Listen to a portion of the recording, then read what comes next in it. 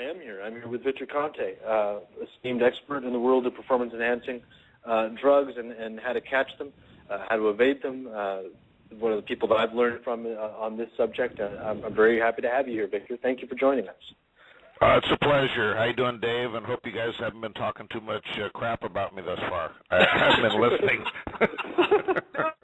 No. Well, let's jump right into it. I think, well, there's two things on the table. You can pick which one you want to go after first. The debacle that happened in Texas or the debacle that's been going on for about 10 years in Nevada. Which one would you like to tackle first? Well, I think the more important one is what's going on in Nevada. Yeah, because that covers a longer period of time, like the last 7 years that we know every single test that's been performed, there's an issue regarding. So I think the bigger and more problematic discussion is Nevada. I tried to break it down earlier in kind of layman's terms. What the 6-to-1 and the 4-to-1, what the difference is. Can you maybe break it down much more intelligently than I am, since considering this is your field of expertise? Well, I know you say I'm an esteemed expert. I don't know if that's the case, and this is a complex subject, but I'll try to do it in simple terms. Okay. And once again, I have to qualify this. You have a number of different factors here, based on individual metabolism.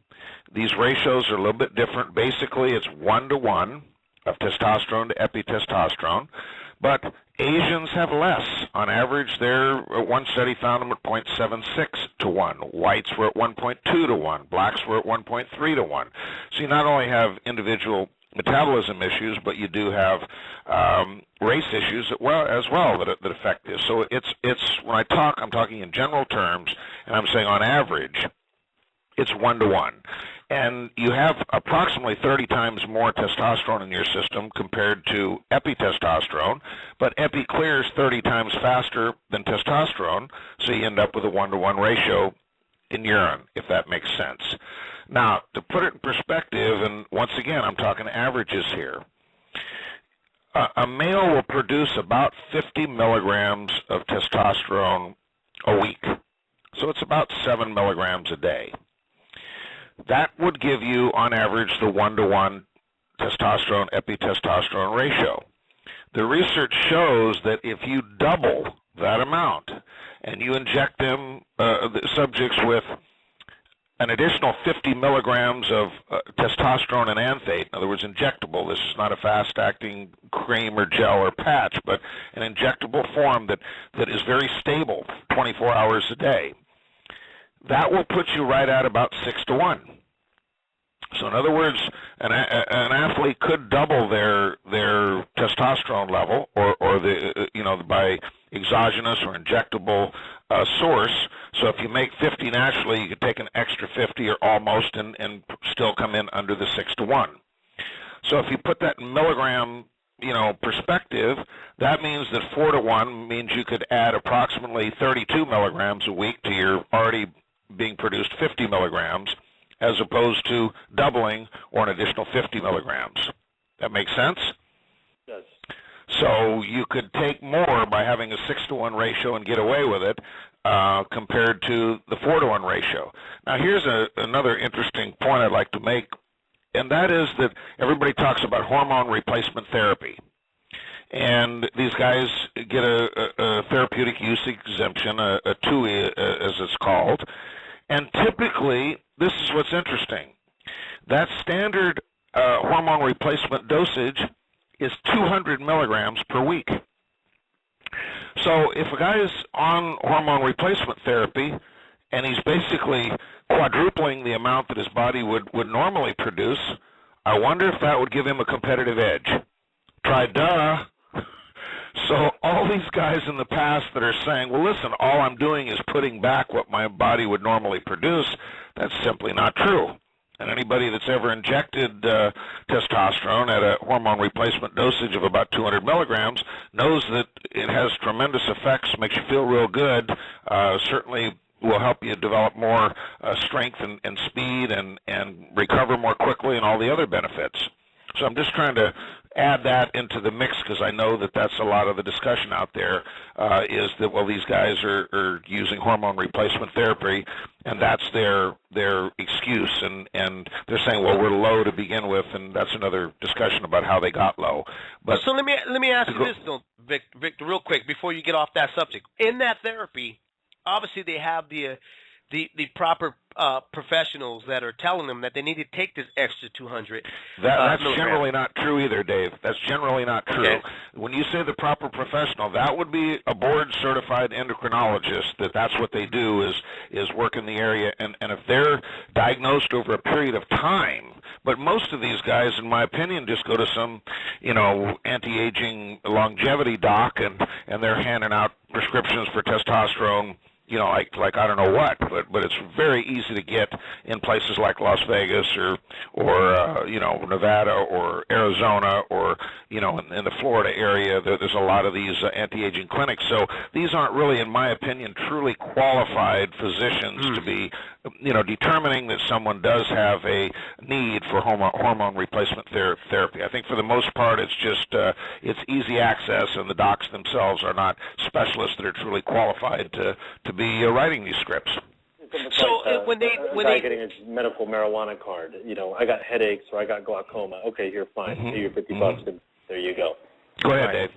Well, I was going to say with the hormone replacement therapy, though. I mean, it's so. Why are they giving the extra? I mean, is this for a purpose of more of a speedy recovery? I mean, why would that be given? Well, your testosterone production peaks at about 20, 21 years old and stays at a very high level until you're about 28 years old, and then gradually it declines. So these guys that are trying to compete in their 30s, they may in fact, just because that's a part of human nature, is the decline in testosterone as well as growth hormone and other hormones that are produced. So, they may be lower, and then they want to take a dosage to bring it back and recover like they did when they were 21, at 41, for example. I think to put it in perspective to people, what we're essentially saying is that everybody else has 4 to 1. What are the numbers? I mean, could we even estimate how many tests are done in Nevada every year where there's somebody between, 4.1 and 5.9? I mean, that number has got to be astronomical over a 6-year period. I'm sure it is. That lots of athletes. Let's go back, and that's a great question, Gabe. But kind of give a little history here first. I think is important. That initially, in about the 1985 time frame, is when they first implemented this TE ratio at 6 to 1. They changed it, WADA and across the board, all of the Olympic-style testing laboratories in 2005, approximately. They changed it from 6 to 1 to 4 to 1. They collected a lot of data over those 20 years, and they realized that the center 95%. That almost everybody that's tested, that doesn't have some sort of genetic disorder or other, there's all sorts of things that can cause minor fluctuations like alcohol consumption and, different genetic differences. But basically, they realized that less than 2% of people are going to be outside 4 to 1. So they all changed it to 4 to 1. The big question here is, why did the Nevada State Athletic Commission, and they're using Quest Diagnostic Laboratories that I think originally, when I used them years ago during the Balco days, they were primarily, their main location I think was in San Diego, and then they moved it to Nevada in Las Vegas. Why would they not change with everybody else? And the water code said equal to or greater than 6. And then in 2005, it became equal to or greater than 4. So if you're at 4.0, that's a positive now in terms of WADA testing. And so theirs reads greater than 6, so unless you're at 6.1, you're negative. So the question becomes from 3.9 to 6.0, how many tests were performed by Quest Diagnostic Labs for the Nevada State Athletic Commission, the boxing capital of the world, so to speak, that were in that range that were technically, according to the WADA standard, a positive TE ratio, and according to what Quest is reporting, it's not. It's within the range. So I still don't have any reasonable explanation that I can think of as to why Quest would not shift with, I can tell you that in California they use the Olympic Analytical Laboratory near UCLA, and they shifted immediately to this 4-to-1. My understanding is that all the other boxing commissions are using 4-to-1 too. Why would Nevada continue to, it's basically a loophole that allows all these people that are from, above 3.9, from 4.0 to 6.0, that would come back as a positive test, and there would be some sort of a sanction or suspension based upon a positive drug test. They basically just, these got swept under the rug. Wow. You think about the amount of revenue that's generated, and this is just my personal theory, in Nevada from combat sports. MMA, UFC is big there, all the big boxing events. If you're doing a pay-per-view, you're generally doing it there. And the guys that are the big superstars that are making those millions are generally past 27, 28, heading into their 30s. That's how long it takes to get to that kind of fame level.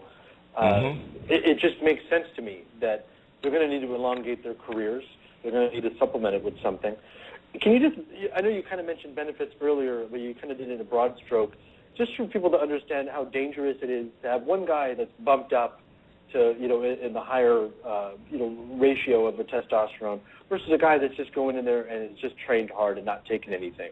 What is the difference, and what is the actual benefits of this? Well, listen, there's a lot of factors here with boxing and MMA. What I could say is, in general terms, and this is based on my experience as an example with world-class sprinters, how much faster are you using testosterone, let's say, as opposed to not? I would say that's 2 to 3 meters faster in 100 meters. For women, that's probably 4 to 5 meters faster because they have less testosterone circulating to begin with. But it is huge. It is a huge advantage. So I don't even know, if it's difficult for somebody that's not using to be competitive. Now, are there great boxers and great, MMA fighters that may be able to become world champions or UFC champions or, and not use? I think there are, but I think the majority are using some sort of drug. Victor, let me ask you this, because when people think of Victor Conte, they think of automatically Balco and everything. But my thinking is that the doping and everything else was even way before you even came into the picture. Is it possible that some of the great fighters or some of the great athletes, they were in tune of what is going on now? Like, this is nothing new to you, right?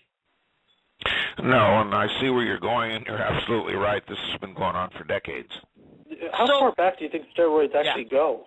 Oh, it's in sport you're talking about. I mean, there was introduced in the 30s, and there's a lot, suggesting that Hitler's army was using a lot of testosterone, and it really started in the 50s with weightlifting and in the Eastern Bloc, and then here in the United States too in the late 50s, and by 60s it was in the NFL and track and field, and I believe in 1960 at the Olympics, and 64 and 68, I believe that a lot of the track and field athletes were using anabolic steroids. And the interesting thing about it was that they didn't come up with this TE ratio test, this German scientist, and in fact at the 1976 Olympic Games in Montreal, I actually worked with this guy. We won't name him, but he's a former Olympic gold medalist and world record holder in the discus, and because they had tests for the majority of the anabolic steroids at that time, the athletes were just using testosterone. And then, it was several years later, and I think they implemented around 1985 the TE ratio of 6 to 1, and of course they've had that since then. But imagine at the Olympic Games in 1976. Now let's put that in perspective. Does anybody recall, as an example, the East German female swimmers won 13 out of 14 gold medals? I wonder what sort of an edge that using this stuff gives a group of, especially females.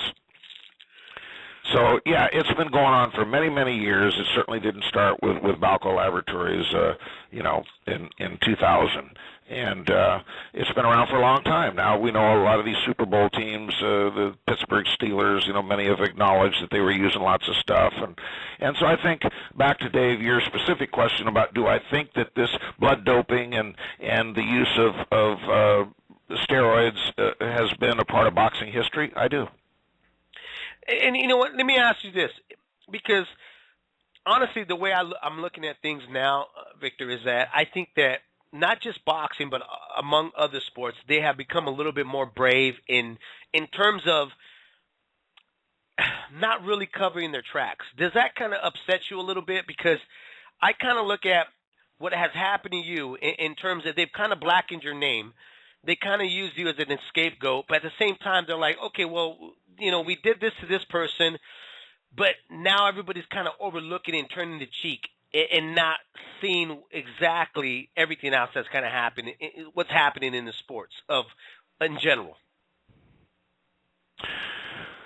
Well, there's no excuses. I made mistakes. I have regrets about those, and you're probably right. I did become somewhat of a fall guy. I mean, it's just that's just history and a part of what happened. But I'm really glad to see that we're having this discussion right now about testosterone and this TE ratio test, and the fact that Nevada is I can't imagine, whoever it is that is in charge, if this is Keith Kaiser, if this is the guy that's the scientific director of Quest Diagnostics, whoever is a part of this decision to not be in compliance with the 4-to-1 ratio that was implemented worldwide, and they're the only ones out there that are still using 6-to-1, and obviously this is here in the mecca where all these UFC fights and boxing matches are, and there's a lot of money. I mean, you have to look at the possibility of corruption, collusion, bad things going on here. I don't understand. Whoever it is needs to be fired. I mean, this is, what are they, just asleep at the wheel? I mean, this is very serious stuff here. When I first heard about this, I was shocked. I really was shocked that they had been for the last 7 years continuing to have this wider range and make it much easier for athletes to use testosterone and not test positive. But are they not flirting with it? What surprised me and shocked me even more was that when I asked the question, it was answered so openly, but when I asked why, I've gotten nothing but kind of runaround. I mean, I hate to say it. I mean, Keith Kaiser was friendly in the conversations. I'm not saying he was being a jerk, but the first answer was, well, everybody else uses 4-to-1, we use 6-to-1, and everybody repealed it, but we use 6-to-1. That was the first answer. Later on, but did he? The thing that he forgot to say is we're the only one that's doing it in the world. yeah, exactly. Then I found that out, and then I went back to him in the conversation and the next time and said, I just need to know, like, why? Who made this decision? And he couldn't answer why. And I was referred to somebody at Quest Diagnostics, and I didn't get an answer to the question, why would they be making policy for the Nevada State Athletic Commission? It doesn't make any sense at all. And I've yet to receive a call back after 2 messages left with Quest Diagnostics. And I know exactly the guy to talk to, and he won't call me back. I think there's something here. I think a thread has been pulled. And talk about Texas. What the hell? How do you forget to call a lab? Once again, just like I said about the state of Nevada, I think there needs to be an investigation. I think because it's about a lot of money that you have to look at the possibility of there being a collusion, a cover-up, somebody knowing that somebody was using drugs and realizing that this was very bad for business and taking steps to make sure that we didn't end up with a positive drug test. I mean, once again, is there a reasonable explanation? I don't think so. I don't. We forgot. Well, then you're fired. Right. Exactly. I mean, who's accountable? Well, that was another question. Well, whose job was it to book it? I'm not sure, but let me read you the statement that we prepared for the second time. You know, like, no one could answer me. There was like some mystery guy that was in charge of this. If you watch that video that was attached to my article, you know, Dickie Cole and Jose Suliaman kind of exonerating each other. It's your fault. No, it's my fault. Who's on first? Who's on third? You know, I mean, it was just a comedy show.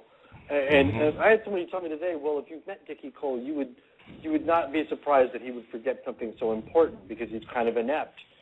But I'm sorry, if you look at the history, and maybe this is inflammatory, but Top Rank has licensed Antonio Margarito, or they had Antonio Margarito and Evan Valero, two guys who couldn't get a license to fight in the U.S. anywhere else. They went to Texas and were allowed to fight. You got a kid in Julio Cesar Chavez Jr. who's popped for diuretics, which is not just a weight loss tool, but a masking tool. And he's gaining 21 pounds in a night, and you don't drug test him in Texas? It's too much of a coincidence. Am I wrong? No, you're exactly right. Where's the steps? Where do we go? Well, that's a great question. Where do we go from here? Here's what my opinion and my suggestion is. Quest Diagnostics should be fired. Nevada should start doing the testing at the UCLA Olympic Analytical Laboratory where California does it. They use 4-to-1. They're WADA accredited. Quest is not. Okay, whoever made this decision to continue at 6-to-1 for 7 years, they need to be fired. Secondly, the great question is, I did a lot of business with Quest in the past during the Balco days, and I can tell you that they can very accurately measure the testosterone levels in nanograms per milliliter and as epitestosterone in nanograms per milliliter. In lay terms, that's parts per billion. They can measure down to less than 1 part per billion. Okay, they have this data. They have these ratios. Somebody needs to ask and get copies of every one of those reports that was above 3.9, between there and 6.0, because it had to be greater. What can you imagine how many these athletes were using testosterone that fell in that range that basically were called negative? When we know, according to the world standard, and they're the only ones that are using this other 6-to-1 standard that I have knowledge of, something's not right. So somebody needs to be asked the tough questions, and I don't know why. If Keith Kaiser continues to use a lab that did that, if it's them, or if there's somebody within the Nevada Commission that approved this range of greater than 6.0 as the allowable limit, well, then they need to be flushed out. Somebody needs to be held accountable. This is a very big problem that existed for in the neighborhood of 7 years. So he needs to step up, and I know you talk with Dick Pound today. I talk with Dick Pound today. He's blown away by this. Yeah. I mean, this is, you must be kidding me type of when I first heard about this, I was like, no, that can't be right. That can't be right. Please go back and verify that. That cannot be right. That Quest would be using 6-to-1. No, no, you got to be wrong. Until we figured out that we got a sample copy today of the report that they put out, and it says greater than 6 for the ratio. It's just unbelievable to me. It's like them telling the world that it's still flat. I mean, that's how ridiculous and outrageous this is. Yeah, without question. Yep. Looking at VADA, which I'm a supporter of, the Voluntary Anti-Doping Association, for people that don't know, I almost wonder if that's strong enough, if we need to find some sort of legislation and say, look, you guys are going to need to do these tests. We need to know if you're clean. Because it's not just, okay, a guy was juicing and he jumped farther than me. It's a guy juicing and he's punching me in the face. Mm-hmm. And I just think we're talking fighter safety. We're already talking about a blood sport. I mean, we'll be honest. This is a gladiatorial, these combat sports. That's what they are. They're old school gladiators, dressed up and brought into the 21st century. But still, there's got to be some humanity. Otherwise, just don't test them at all. Let them get as giant as they want and kill each other. I mean, and put that on pay-per-view. Because that's, in a sense, what you're allowing people to do if you're not actually testing them. And to put it back in lay terms again, it's possible that some of these boxing matches and MMA fights that took place in the last 7 years that one guy had natural levels of testosterone and the other guy had double the level of testosterone, and they both tested as negative, and that's certainly not playing on a level playing field. It's not. Yeah, not at all. It's not. Victor, really quick, because we have so many people that listen to us, and they'll tweet out or they'll hit us on Facebook and, want to ask you a question, And one of the guys right now on Twitter, The Breeze, he's got a question for you. He said, can someone naturally produce higher levels of testosterone than anyone else? Well, sure. As I just mentioned earlier, that in terms of this TE ratio, that Asians have far less than blacks, in the neighborhood of double. So the ratio may be 0.7 for an Asian, it might be 1.3 or 1.4 for a black. You've got all sorts of variations. It's your levels are higher in the morning than they are in the evening because testosterone is produced during the last 4 hours of sleep. So you have these circadian rhythms. So yes, but all these variables, it's plus or minus 30%. So are you going to go from 1.0 to 4.0? Are you just going to naturally have a TE ratio, above 4.0? Maybe I would say less than 2%. And then there's ways that they can follow up and do longitudinal studies and look at the levels over a period of time, because you just typically, with all these variations, you will have no greater variation than 30%. So that means if you're 1.0, you're going to be 1.3. You're not going to be 4.0. Make sense? So the 4.0 still... They talk about microdosing, and they talk about using gels and creams and patches where you can do this stuff at night, and 6 hours later you're back down below 4 to 1. So you can still manipulate and beat the 4 to 1, but 6 to 1 is, listen, that's like taking candy from a baby. That's not. I just still, we'll have to see in the next days who will step out from either Quest Diagnostic Laboratories or the Nevada State Athletic Commission and say, I'm the accountable person. I'm the one that said that it should be a 6 to 1 ratio, and here's my reason. I think a lot of people, and hopefully after this session tonight, will be looking forward to hearing that answer. I don't think it's going to be a good answer. I ask about a lot, and we kind of talked about it earlier today, but HGH testing. Do you think, there's the isoform version, there's the Swedish Songstens version. What do you think is best? Do you think in general it's just kind of a young science, and we really don't know? We don't really have a test that you could say this is the one. Listen, there's only X number of dollars that are available to try to create an effective anti-doping program. We're spending dollars on growth hormone is a waste, in my opinion. The reason the science has proven that growth hormone does not enhance performance. It may burn low body fat, it may make your muscles a little bit bigger, but that does not make them stronger or faster. So there's no performance gain. So this test is in the neighborhood of between $400 and $500. I just think that growth hormone is overrated. Testosterone is way more powerful than growth hormone, unless you're taking some sort of anabolic steroid in conjunction, with using growth hormone. It has anti-catabolic effects. It may help you retain more of the gains that are made using steroids, but by itself, it just doesn't enhance performance. I think they're barking up the wrong tree. It stays in your. They may be able to detect it at 24 to 36 hours. As I've said openly before, the smart thing to do is to use carbon isotope ratio testing as a screen test.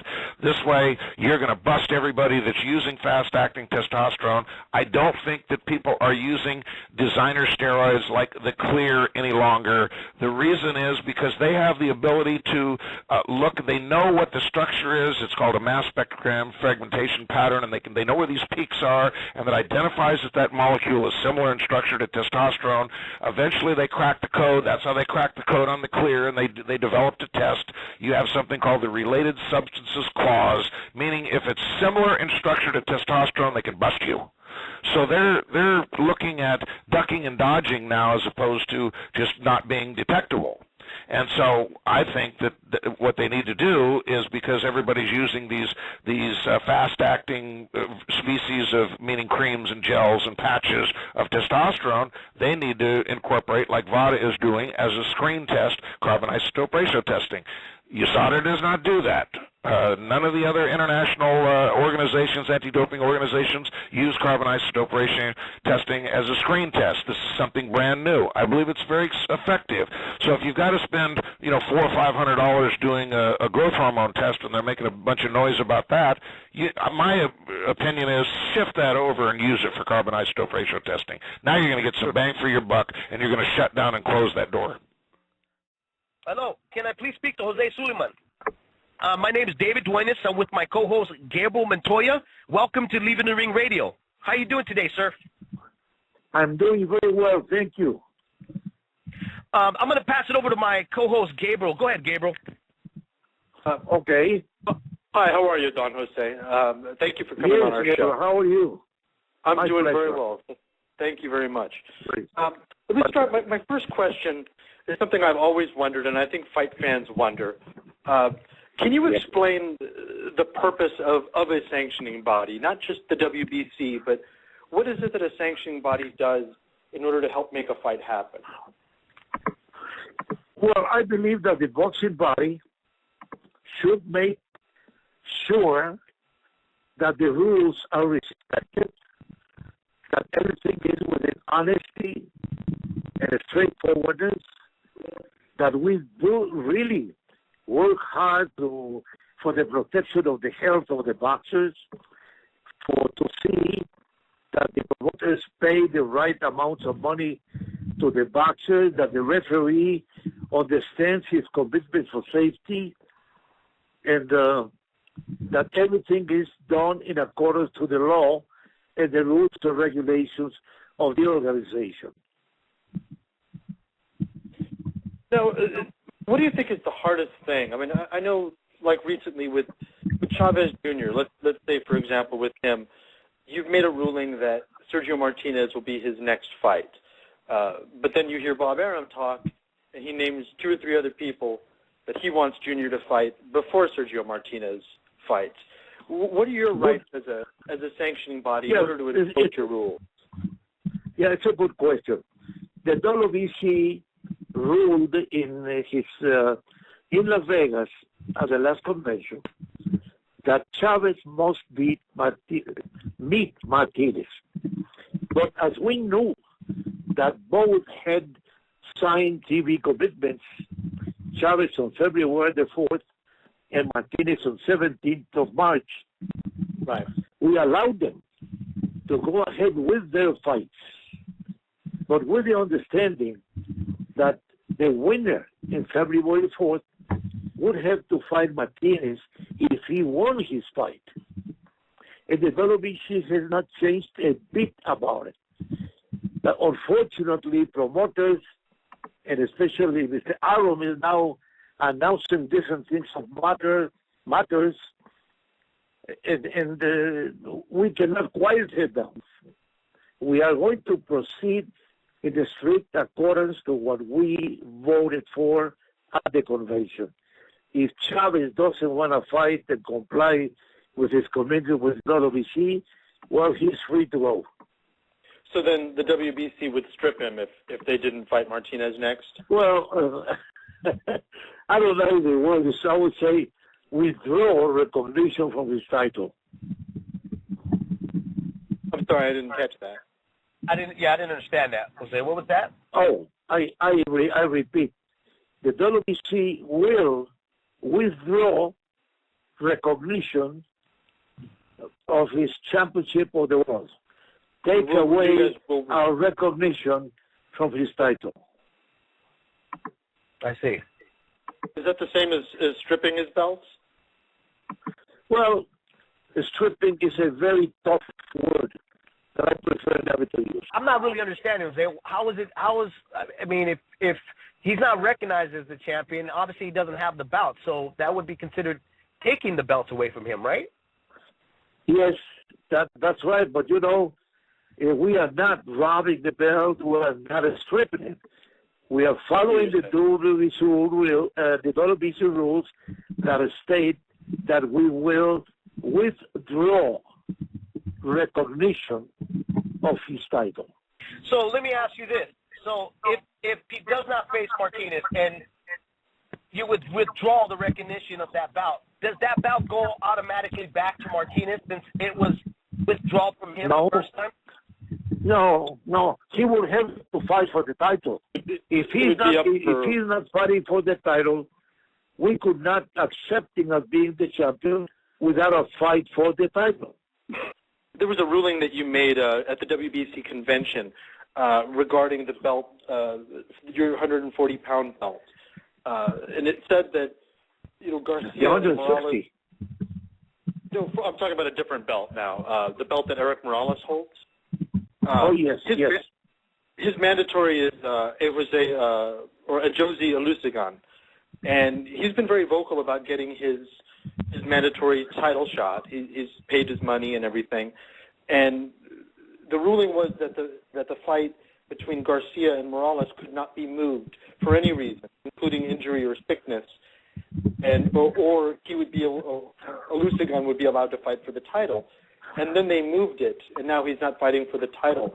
Could you talk about that situation a little bit? No, I don't understand what you are trying to say. We gave authorization to Eric Morales to make a voluntary defense because Jose Suliaman had just fought and won the right to fight. But Suliaman was about a year without fighting. So he should not be vocal. We are giving him the opportunity because he's a very good fighter, the best in Africa, and he won the right to fight for the title. The fight must come. I don't have in my mind the dates of that voluntary defense, but right after that, the free negotiations for the title between Morales and Suliaman will take place. Unfortunately, many promoters and fighters speak. And if I would answer everyone, I would take years. I just let them speak, but we work in accordance to our rules and rulings. I can understand that. I mean, that's the thing. Like we were talking about earlier. You make your ruling, but then the promoters and the managers, everybody around you is trying to do their own thing while you're trying to do your thing. Exactly. Yeah, and that is exactly the point. But we are not going to get out of the path that we have taken. It's a ruling. It was a unanimous voting, and we will do it. And whoever doesn't want to fight it, then he's out. Well, this is just the thing that, and maybe you can explain to me about voluntary defenses, is that Suliaman was the number one contender. Danny Garcia was the number two contender, and yet Danny Garcia is fighting for the title while the number one contender is not. That's what I don't understand. By Golden Boy, as the voluntary defense that we authorized Morales to do. But then this, the champion, I don't know if it was the champion or Garcia, but one of them got injured, and the fight was postponed. Right, Morales. At the moment that the fight ends, the champion must start negotiations with Suliaman. That's what the rules say. Let's talk about Texas a little bit. They didn't do any drug testing for WBC title. No. In your rules, that is again the media wrongly statement. That's in your rules, Don Jose. It says in your rules. No. Let me explain, please. Okay. I wrote a letter to the Boxing Commission of Texas. Mm-hmm. We went to the rules reading the day before the fight, and the Texas Commission was there with all the commissioners. The fights took place, and none of the three title fights had any laboratory test because the lab didn't show up. The lab didn't show up because nobody booked. I'm sorry? Nobody booked the lab. That's why they didn't show up. I don't understand, but that is not the WBC's responsibility because the law. I beg to differ, Don Jose. Respectfully, I disagree. In your rules, and I've covered this story more thoroughly than any writer on the planet. In your rules, it states that for all your eliminators and your title fights, that there should be anti-doping testing. It is a very black and white rule. And as I talk to people in Las Vegas who actually follow anti-doping rules, they said that but let me tell you, please. Let me explain myself. In the United States, the WBC is almost null to do anything. We cannot have a laboratory go into an official center of a fight. We don't have the right. We don't have the legal authorization. So we demand, we ask the local commission to do it. Well, I can understand that. In the case of but Texas, I'm thinking, at all the fights, you have a WBC official. And what I was told in Las Vegas, how it works, is that the official of any sanctioning body makes sure to check with somebody and say, hey, is the lab here? Because this is a title fight and those are our rules. And I'm told that's the protocol in Las Vegas. What I'm curious about is why the WBC official didn't ask that question at this fight, and we didn't find the protocol after. I hope that someday you and I will have a meeting with rules on my table to ask and show you in writing all our commitments. The United States is a country that believes that we are not humans. I'm talking about the boxing commission, not all. Because I am a Mexican, I am not allowed to be the president of WBC. Well, my family. We have nothing to do with that. So that doesn't. Las Vegas does not allow. Can you? Well, hello. Hello. Yeah. Let me tell you. My family's from Mexico, so I'm not racist against Mexicans. I still have many No, families I am not talking about you. I'm not talking about you. I'm saying some of the boxing commissions do not see us as equal. When I go to Las Vegas, we do not have the right to have anything to do with the laboratory testing. That's a matter of the commission. If we go to London, the same thing. We send a letter, they request the anti-doping, and most of the commissions of the world do it. But this time, for reasons that I do not know, the Texas Commission did not do it. Does it concern you at all that Chavez Jr. has been caught before using illegal substances, and that Texas? No, it concerns me a lot. But I know, and I investigated myself personally that situation, and I don't believe that Las Vegas did right.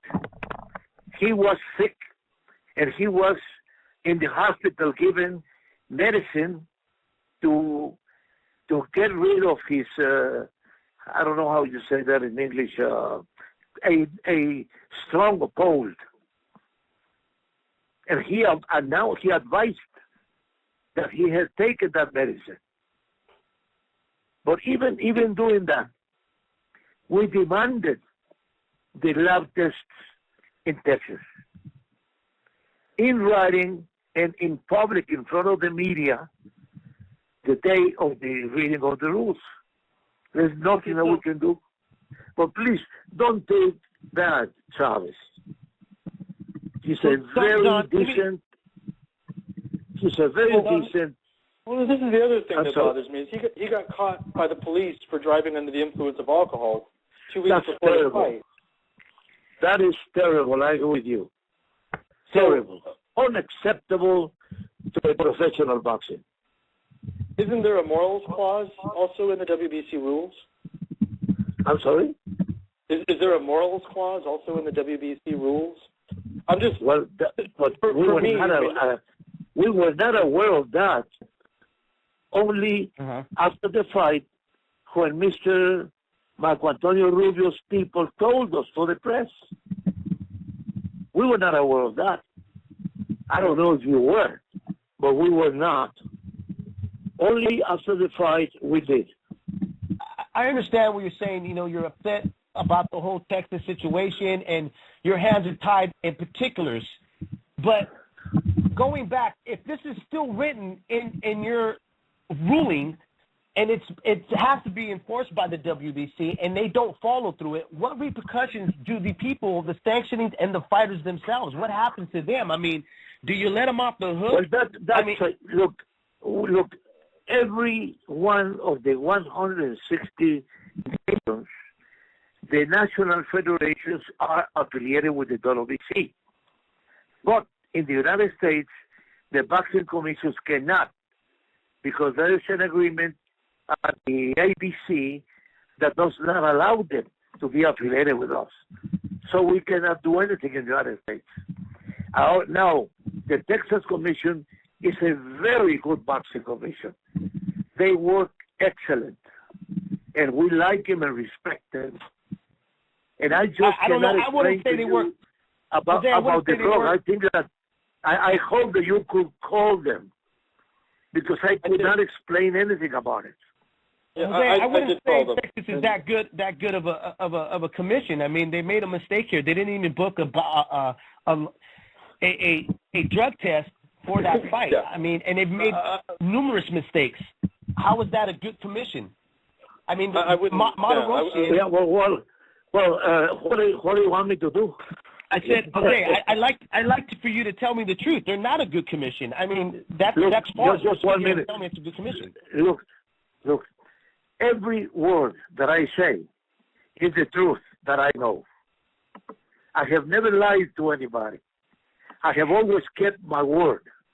But unfortunately, with some people of the United States that I love, do not take me in the honest and sincere and right way that I've lived all my life.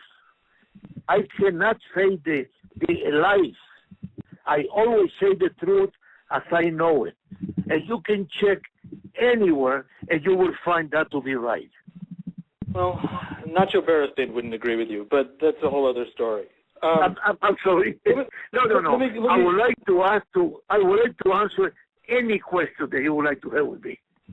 Well, this is what confuses me, and it goes back to my original question of what is the sanctioning body for? If you have no authority, but you have rules, I guess this is. Let me ask you this. No. Who did Chavez but we have understanding in order to become champion? We have agreements for every fight. We had a perfect agreement with Texas. We sent a letter with the requirements. We sent a letter asking for the laboratory tests. We go to Texas. We all go to the weigh-in, and we go to the rules reading. In the rules reading, the WBC representative, Alberto Leon, stated publicly that we were demanding the anti-doping test, and we have done in all our fights in the world since 1976.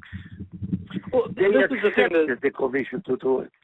They accepted. I watched you on video. The media. I don't know if have you seen the video of yourself that they filmed when you were basically laughing at the managers of Rubio and saying and blowing them off? They were asking for anti-doping. They just wanted you to collect the samples, and I don't understand why they called the fighters, but not the guy caught cheating before. Well, let me tell you. If you didn't seem to want to offer any solutions or anything at all. I don't think that I can explain with my truth to you. You believe that we are allowed to go into the dressing rooms and demand something that we can do in a cup that is that is contaminated? That what you're doing is trying to attack the WBC. I thought that it was a media interview. If it's a media interview, I hope that you listen to what I say, and if you don't like it, okay. But it's a media interview that I'm giving you to tell you my truth. If it's a protest, not to the media, well, I always kept talking to you gladly. It just then tell me we are protesting, and there's a different story than a media conversation. It just doesn't. What you're saying doesn't jive with what I watched on the video, and I watched you.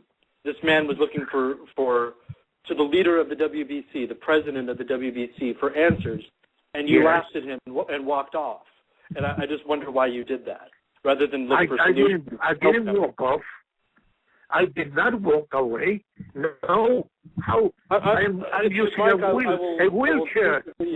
I think that you confuse me. I am using a wheelchair. How can I walk off? Well, Don Jose, I'll tell you what I'll do. The picture speaks 1,000 words.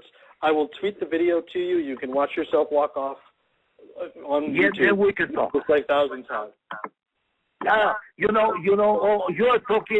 You are talking after the fight when the promoter of Rubio came and started talking to me? Yes.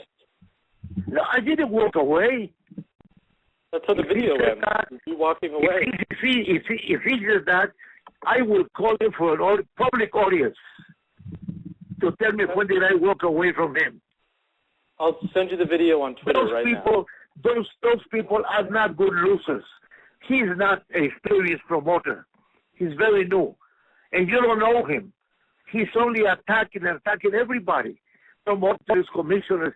And whenever things don't go right to him, he's attacking people. Not me, anybody. Well, you should also see the other people, not only me.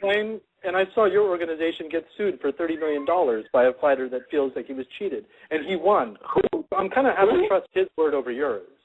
Oh, you are talking about a 20 years ago case that we were robbed by a biased judge of New York.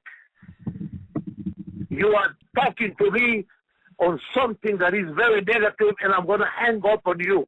I thought that you were gentlemen, not people negative to speak to me like that. It's not negative, Don Jose. We're asking questions. You said, I'm not a thief. You are insulting me.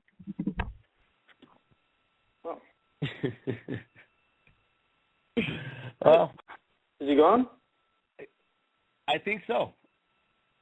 Why did I WBC president to hang up on me at some point?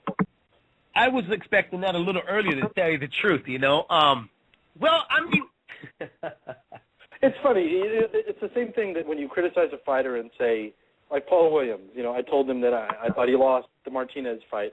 He stopped wanting to do interviews with me because I was honest with him. And I'm sorry, but Mr. Gudino, who's the manager of Marco Antonio Rubio, I've never heard that about him, that he complains and he bitches about things. He's a new promoter and this and that. I've never heard that about him. But I have heard that, and it's the truth, that the WBC was sued for $30 million, and they lost. They almost went bankrupt. I don't think that's rude to be. I mean, tell me if I'm wrong on Twitter, folks. But was I being rude? I don't think I was. I think I was being honest. Well, the thing is this, is that he says, ask me any question, and I'll answer it truthfully. Well, we asked the question, and he said that we called him a thief. We weren't calling him a thief. We were asking him about the jits about it, if he was going to, kind of get into it. I mean, the thing is this, too, is that what I was hearing a whole lot of was, I'm not going to take accountable for anything because everybody's against me. From the United States, doesn't like, Mexican, sanctioning to we had a New York biased judge. I mean, come on, man. What part funny. of... You just told me that you didn't walk away. I'm in a wheelchair. Well, I have video of you walking away. Well, yeah, but that guy's got sour grapes. It's like, well, wait a minute. Which is it? Did I just catch you in a lie, or what's going on? That is... I mean, well, we will definitely send him a letter saying thank you for coming on. And we knew that it was going to be a tough interview. I even told you, I wonder how long he's going to stay on the line with us before he hangs up. Well, I think when the things started tightening up on him, that's when he left. And when I stopped being respectful and just said, you know what, enough of the pleasantries, let's get to the interview. I'm sorry, but I did an interview with Nacho Beristain, and I actually had to cut a lot of stuff because he had nothing good to say about Jose Suliaman. Called him a liar. Actually told a story that I did print about him openly lying about a piece of baseball memorabilia that he had in his office that he said it was his and it really wasn't. It was signed by like Ted Williams or something.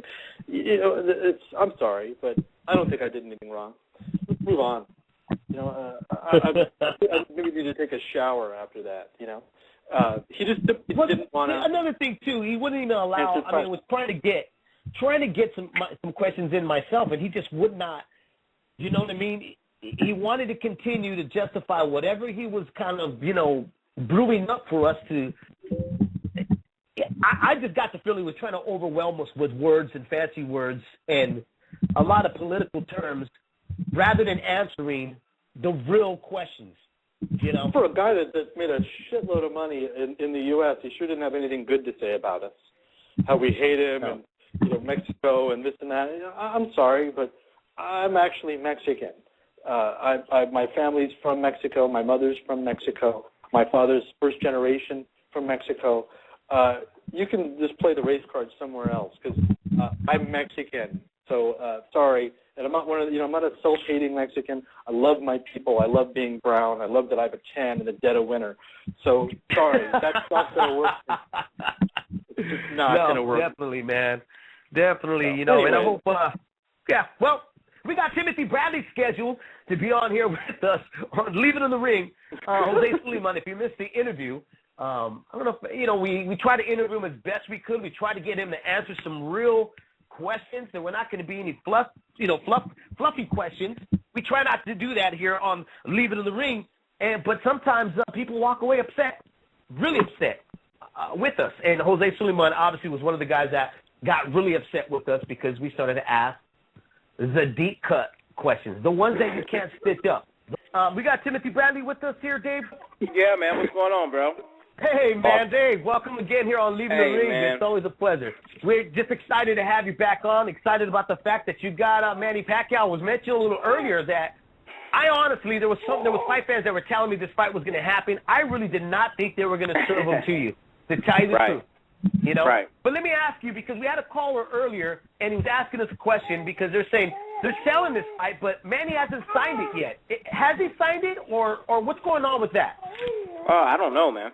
I really don't know, man. From the last time I heard, he said from the last time I thought he had signed, but you know, I've been hearing through the grapevine that he hasn't yet. But you know, I go on press tour next week. So, but I guess my first question out the gate is, how nice is it to be vindicated for your Amir Khan decision? Everybody talks a bunch of shit, and they said ducking Khan when really you were ducking Gary Shaw in promotional ways. How good does this feel?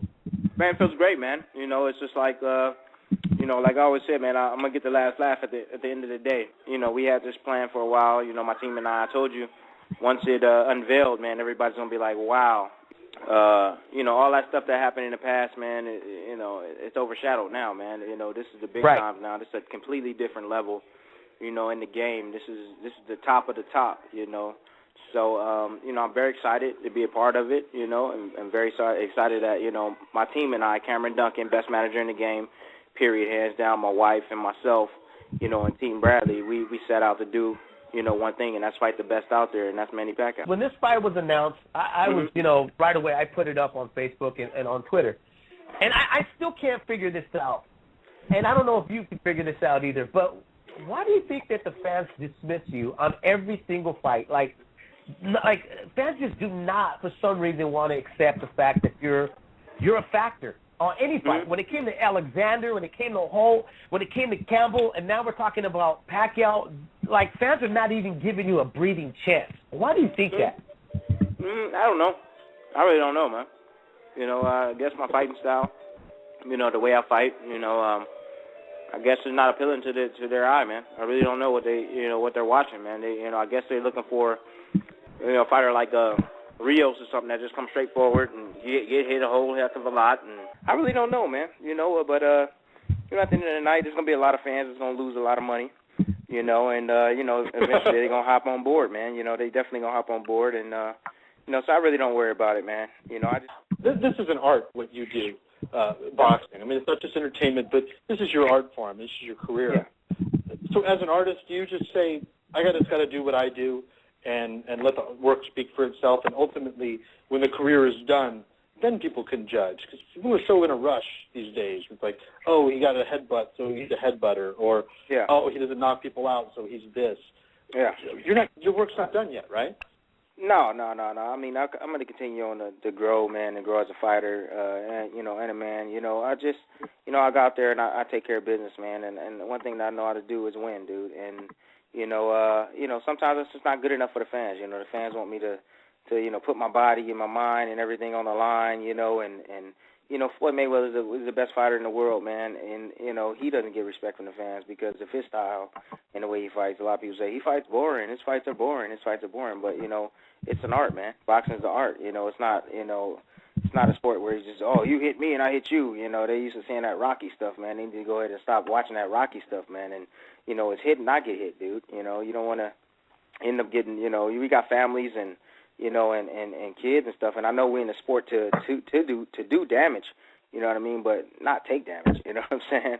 So, Manny is the cream of the crop, dude, and I feel that I have all the attributes to definitely put up a one hell of a show and beat him, dude, and that's what I believe, and I just got to prove it to the fans in the boxing world, June 9th, that I'm a force to be reckoned with, man, and I'm gonna get my respect just through beating guys, man, and that's all I'm gonna do, man. Just beating everybody they put in front of me. In light of that, like you said, you're growing, and it was something you said. I watched that long, the Desert Sun stream that you did the other night, which was really cool, and it's kind of nice. I mean, my family comes from Coachella, so it's nice to see one of our own kind of hitting the light. My dad he doesn't keep up with all the boxers, but he's like, hey, how about that Tim Bradley? He still lives in Palm Desert. And or you talked about technique, and I thought you might have been talking about your right hand, how you and your trainer work on technique in the gym, but when you get in the fight, it still hasn't quite, you don't do things exactly the way. Can you talk a little bit about that? And is that the thing you're talking about, was your right hand? Yeah, that's the thing. I mean, you're talking about a lot of my punches. I watch myself fight, and a lot of times I don't turn my shots over. I'm looking to get it there too quick, or I'm tightening up when I throw, and I'm still learning how to relax in the ring, man. And that this past fight when I fought CasaMayor, dude, when I finally started relaxing in the 6th, 7th round, 8th round, dude, I got him out of there, and I was able to set up my punches, land some big shots, and get him up out of there, man, and make him quit. So, once I settle down, dude, and really just focus on my technique in there and rely on it and believe it, dude, then I think a lot of guys are going to be falling, man. The power's there, dude. I mean, if you see me in camp, dude, I drop guys in sparring practice, with body shots, head shots. I put guys on the canvas, man. But, when it comes down to the fight, I think that I kind of rush it a little bit too much. I rush my shots, and try to elude a lot of shots. And I really don't think about, sitting down and actually, turning my shots over. I just want to get it there and hit them. What is the self-doubt of the Desert Storm? What is it about you that is fearful for you, that you feel that needs correction, especially now with this super fight, this big fight that can obviously change the lives of yourself, your children, and your wife, and everybody around you? Well, you know what? I think that I'm still I have experience, man, but, sometimes I let my my balls get in the way of what I need to do in there. It's just I wish that I wish I didn't have that little chip on my shoulder sometimes, because I can get myself in some danger, especially going into a big fight like this, and I can probably be overconfident, going into a fight like this, because I feel that, hey man, if I'm going to go out, like I've always told everybody, I always said, if I'm going to go out, man, I'm going to go out on my butt, I'm going to go out on my shield. You're going to carry me out on the stretcher, or you're going to take me completely out, because, if push comes to shove, we have a game plan, but, if the game plan's not working, man, then and if I elude it and don't follow the game plan, then I'm gonna do me in there. And me in there is seek and destroy, hit whatever's moving. It doesn't matter. Just hit whatever, any body part you can in that ring, man, and try to take this guy down and wear him out. So, I feel that in this fight, I think that's dangerous. So, absolutely, if I can go back and change that, in camp, and become more of an intelligent fighter, you know, with the same will, but just a little bit more smarter, man, in the ring, you know, against this guy, I'll be very successful. But if I go in there and think that, hey, I'm gonna walk this guy down and do exactly what I do to everybody else, like, dude, it's gonna be a short night for me. So, Absolutely. you know, I definitely need to be, you know, a lot smarter going into this fight. Tighten up my shots, you know, don't loop my shots, don't loop my punches, you know, so wide, you know, because he's gonna come straight down the middle. You know, I've watched film, dude, and I watch myself, and I'm like, okay, I can't do that, can't do this, can't do that. You know, I could probably get away with that, but, you know, I got to be careful. But that's my take on that, man. You know, I see slippage in Pacquiao. I'm not saying he's done and I'm not trashing the fight, but no, there's some slippage. He's got a lot of miles on him. He's got, 50 fights, more than that. Right. Do you see what I see? Is he slowing down just a little bit? I don't think so, man. To be honest with you, I really don't think so, dude. No, I don't. Like, you know, a lot of style. It's just styles, man. You know, styles make fights, man. You know, and sometimes your style don't match up well with an opponent, man. You know, and it kind of throws you off. Like when I fought Abregu, like his style was just awkward. I was just like, man, this guy's just awkward, man. And I like it, kind of like it messed with my style a little bit. And you know, and a lot of people was like, you didn't look good that fight. Like I hit too much in that fight, but you just had a weird style, and it wasn't what I was used to. And it's not what I thought I was going to be facing. You know, I thought that guy was going to come after me. He actually laid back and waited for me. So I was just like, wow, we didn't train for this fight. Weird. I was ringside for that. It was very disjointed and very off rhythm. That fight. It was just never weird. flowed. No, it was never a good flow. Like this guy was just, you know, he sat back, he waited, sat back and waited, and then I watched his film, and I'm like, this guy normally just comes through, you know, takes shots and just throws bombs, you know, but. You know, and I kept him off. I kept him off me, and it was weird. At times, I was the aggressor in the ring. You know, and he's the bigger guy, the harder puncher, and you know, and he didn't want any part of me, man. You know, he was being really cautious. So, you know, to all those people out there that say I ain't got no power, I'm gonna just let you know this, man. Manny Pacquiao is not gonna just rush in and storm me. It's not gonna happen. As soon as I pop him upside his head, he gonna bag up and regroup and be like, "Wow, they said he ain't got no power." Well, I'm gonna think about my stuff and what I'm doing. He's just not gonna come straight at me, because if he comes straight at me, I'm telling you, boom, it's gonna be a short night, man. I'm gonna catch him. So, you know, that's all I'm saying, man. Over the top, right hand. So, you know, hey, I do got power, man. I just need to focus on my technique, and if I get the technique down in this fight, hey, man, I'm gonna be hurting him. So what about the weight? You know, dudes are, you know, oh, Manny's making him come up to 147, and so you're going to be weak. This and that. You came in, I think, 156 the night of the Abregu fight, if I'm not mistaken. You fought as a welterweight. You beat Vadas Martirosyan in the amateurs. You fought as a welterweight in the amateurs, as I understand. I fought at 152 pounds. I fought at 152. Yeah, you know, the weight, like, you know, what a lot of people don't realize is that 147 pounds, that's my frame. That's the size I'm supposed to be fighting at, to be honest with you, man. Like, that's the weight I feel comfortable at 147 pounds. I fight at 140 because, you know, I shrink down. I'm like a big ball of just muscle, man, you know, at 140. And it's hard to deal with me because I'm just so naturally strong. You know, you know, so that's the reason why I fight at 40. I have an advantage because I got low center of gravity. You know, I'm very strong in there. Big up, you know, top of my body's very big and very strong. So I'm able to just push guys back, take a lot of shots, you know, and very durable. You know, at 47, I'll be able to take a punch a lot better than at 140. I know that. You know, just because you're not drained. Just because I didn't deplete, I'm not depleted of water. You know, and when I get to 147, I got to cut water, man. You know, I'm at 2% body fat. You know, and I have to cut water unless I cut the body fat, and that's very unhealthy going into a fight with no body fat, dude. You know. Sure.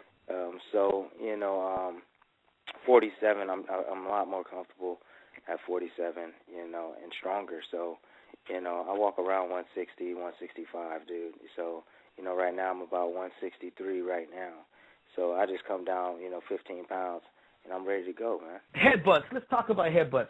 Any concerns about this fight here? Because some fight fans think that as soon as a headbutt is landed, the favor is going to sway for Manny, meaning the sympathy is going to be the rest with Manny Pacquiao if there is a headbutt. I don't think that. Honestly, was there any headbutts in the? I mean, CasaMayor is like known. I guess he's the king. I guess I'm the new king. The king of headbutts.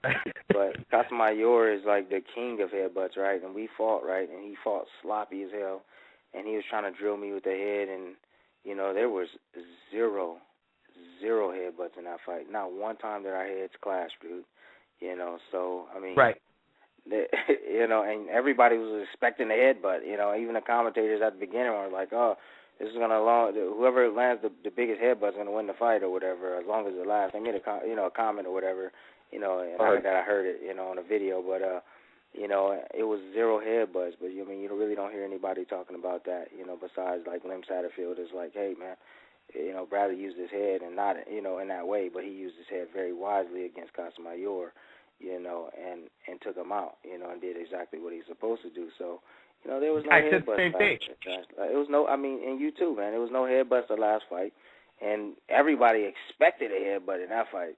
Right. But I went back. I expected maybe CasaMayor to pull out a crowbar at some point. Well, what, he tried to drill me, dude, but I was aware of it, and I was very cautious in there, and you see me trying to avoid the head clashes, pulling my head back, making sure my head is clear and out the way of of his, and and I'm gonna continue on to do that, man, in every fight, and not have clashes of heads, because that's every excuse. That's the only excuse people can say about me. Right. Oh, well, he headbutts. That's that's all he does. That's how he wins all his fights. No, I win all my fights because I whoop people's asses. That's why I win my fights. I outlast them.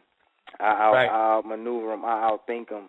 I apply pressure to that body. I stay on their ass like a fly on some shit. So I don't mess around, man.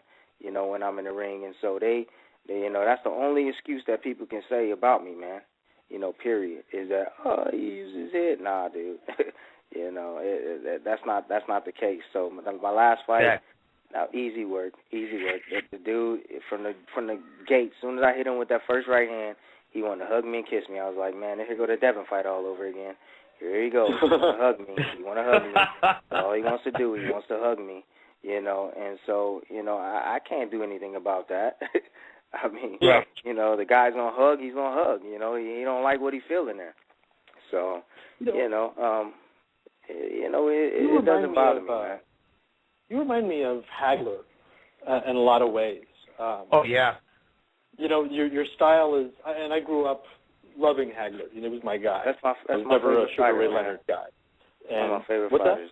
That's one of my favorite fighters of all time, man. Is that right? Period. Yes. You're kind of a lunch pail, kind of blue collar guy. It's not. That's it. You don't do one thing that's real flashy. You don't talk a lot of shit. Nope. I don't ever really heard you swear. No. Just when I get into it. Yeah. Only when he's on leaving the ring. So I'm curious, from a promotional standpoint, much like Hagler, who was kind of, and some people even say he was kind of boring and workmanlike early on. He was kind of mild-mannered in his fighting style, until that, everybody always thinks Hagler Hearns is the way he was, and that's his masterpiece. But that's not every one of his fights. So I'm curious with you, promotionally, Floyd tweets and the world goes crazy. You tweet and maybe you get a retweet here and there. Mm-hmm. How do you promote yourself? Do you just let the work speak for itself and just keep winning and beating these guys, or do you feel like you need to do something a little more promotionally? I mean, that probably wouldn't be very true to who you are, but I'm just curious. Man, that's my Top Rank's job, man. That's top.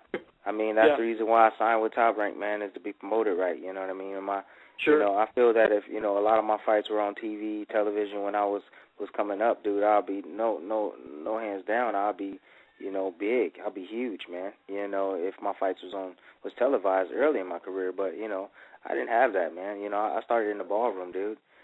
Fighting down in Corona and and Anaheim and stuff like that, dude, and at the DoubleTree in Ontario, dude. So and it was some of the best fights that I've fought, dude. Some of the best great times that I've had, dude, was fighting in those little ballrooms, dude. But I look back and I'm like, no, hey, man, we at the MGM Grand now. No more ballrooms, baby. All the hard work is paid off. Call it whatever you want to call it, man. When I come to fight, man. Period. I come to fight hands down. I come to fight each time, every time. I'm ready. I'm ready for whoever.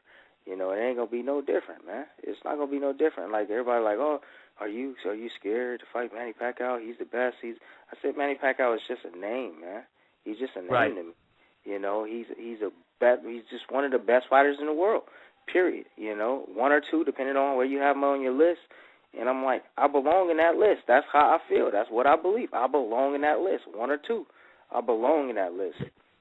And that's what I believe, man. And if no one else believes in me, I believe in myself, man. You know what I'm saying? And a lot of people don't know where I come from and how hard I didn't work to get to this point in my career. I worked my butt off. I came from ballrooms, dude. I wasn't spoon-fed. I didn't get the HBO deals, the 8th fight or 9th fight. I wasn't fighting for a title my 8th fight like, Rigondeaux was doing. I didn't get any of that type of love or the big money right away. My first paycheck was $1,000 for 4 rounds. I'm fighting 10 rounds for, $35,000 to $5,000, fighting 10-round fights on Showbox, you know what I mean, and not getting that big money and that big exposure, dude. So, I've earned this, man. I've earned it. 18 years of my life, dude. Yeah, you absolutely, you did earn this. I think you did earn this. But let's talk about a guy that a lot of fans still want to, and this is still a subject here, is Amir Khan. I mean, is he still on your radar?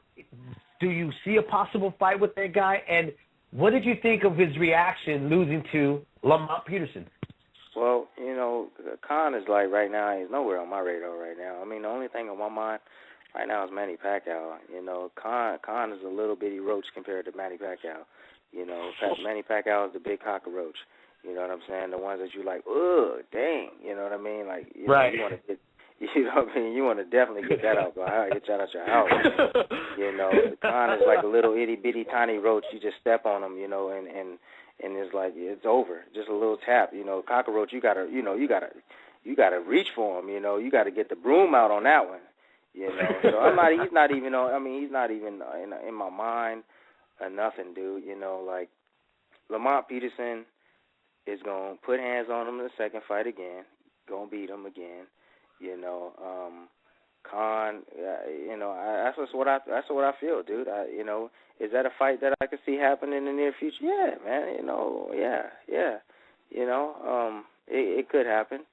Without a doubt, man. Do you think that's the dangers of talking too much? He talked all that shit with you, and it was funny because you came on the radio and you clarified the whole situation. It was the last time you were on, and I went and interviewed him preparing for Peterson, and he's sitting there rambling on and on and on about you, and I said, well, actually, and I quoted you and your explanation of you're getting away from the promotional situation, love to fight you anytime, any place, and he just kind of looked at me and went, oh, I didn't know any of that. And then he goes off and he loses. Don't you think that's the danger of talking too much on Twitter and trying to, be a Floyd Mayweather? Floyd earned his right to talk all the trash he does. He was already a Hall of Famer before he I mean, to each his own, man. But you know what I mean? Like I always say, man, karma's a bitch, man. You know what I mean? They come back and hunt you, man. Just come out and bite you right in the ass. Just right in the ass, like it's no joke, man. And that boat came back around. That arrogance, got him beat, man. Like you don't take your titles and go into someone else's hometown. You don't do that, dude. Like that doesn't make sense business wise, dude. Like that was the dumbest move that you can ever make, dude. Like when I fought for the title, dude, I had to go to England. You know what I'm saying? I went to his hometown, Nottingham, dude. Like, so. That's just dumb. I just thought that was just dumb on his part, dude. Now, now the fight's on the neutral territory. Not really. It's in Vegas. No. So, exactly. Not really. That's a Golden Boy territory. Let's be honest, man. You already know. You already know, man. You already know. I mean, I ain't got to say anything, but it's supposed to be on neutral territory. And it's the West Coast now, so I still think that Peterson beats him, man. I've seen Peterson. I've known him in amateurs, dude. The second time around, I'm telling you, man, he gets stronger and he gets more comfortable early, and he knows how to beat you now. And you know what I mean. And that's dangerous for Khan. that's dangerous for him, man, because Khan can't take pressure, man, and we all know that, Nope. and he displayed that against Lamont. But before that even happened, I've already told you the formula. I got on the air and I've told you guys the formula of Khan. Pressure, dude, and I've already said it over and over. I say he can't take pressure. He can't take pressure. And I told you how I would beat him if I was to fight him, and people say, oh, what's the I formula still for Pacquiao then? What's the formula for Pacquiao? There's a couple of formulas for him, man. There is, dude. There's a couple of ways of beating this guy, man, but, we're going to have to wait until June 9th, man, to see if I can be able to play. I got one for you, Tim. What's happening? It's a political question. All right. You may not want to answer it, and I couldn't understand why, because you may end up fighting for one of their belts. But early on tonight, we had Jose Suliaman on, and he got so angry with our questions that he hung up. But he was basically kind of saying, we're here for the fighters, and we're honorable, and everything I say is truthful, blah, blah, blah. They stripped you of your belt, and I'm curious how you feel about an organization like the WBC taking your belt the way they did. Ain't nobody worried about the We Be Crooks, man. They man, let me tell you something, dude. Like, political or not political, dude, what they did was wrong, man, period. You know what I mean? Like, right. What they did was wrong, dude, and I'm not one to, be all butthurt and stay butthurt, but, they knew it was wrong. They knew what they were doing. Man, I was off for six months, dude. You know what I mean? Like, I was going through promotional problems and things like that, and and they knew what type of moves I was trying to make, so they didn't stand by me, man. They didn't stand by me at all, dude. And then they let Eric Morales fight for the title. I'm like, dude, come on, man. And then Eric Morales wins his next fight. Then they don't even mention me fighting Eric Morales, or they don't even give me a shot like, well, you're a champion in recession. Well, now that you're back, Bradley, you got a promotional team. Well, you're gonna fight Eric Morales. I'm like, dude, no, they didn't even come my way, dude. I ain't got no phone call, no letter, no anything, dude. And so I'm just like, okay, whatever, I'm not even worried about it. So, me, WBO, dog, period, man, stand by me, Paco. What's up, woo-woo, big dog, what's happening, man? We back again. They stand by their fighters. They stood by me, and that's the way it should be, man, and they respect me as a champion, and I want to belong to an organization that was going to respect me as a champion, man, and the WBO, they do it the best, period. The curiosity is some folks are saying, how well are you going to be able to take the punch? And I think that you take the punch is going to be very well, and I stand by my pick. I think you take this fight. Yeah. Hey, that's what I'm talking about, baby. That's what I'm talking about. That's a true fan, man. That's major love. You know what I mean? And just a couple of days ago, I was a 6-1 underdog, and golly, I checked this morning, I'm a 3-1 underdog. So not only do you think that, but other fans think so as well. Because now I'm a 3-1 underdog. So that's cool. I missed out on 6-1. Not 6-1 anymore, man. They started out 6-1, baby. Now we 3-1. So the gap is closing. Hey, all I know, bro, is that you better win. If not, man, me and my family can be knocking on your door to move in. Get out of here, man. Come on. You better not be putting that type of money on somebody, man. You crazy. All right, brother. Crazy, hey, man. Hey, have a great night, and tell the wife thank you very much. And keep it up, brother. No doubt, man. We'll catch up to you again. All right, Timothy Brandon, Desert Storm. On the press tour next week. Take care. Appreciate it. Later. All right, man. Later. There you go. Timothy the Desert Storm Bradley facing Manny Pacquiao. Telling you to put his money with him. He's going to take this fight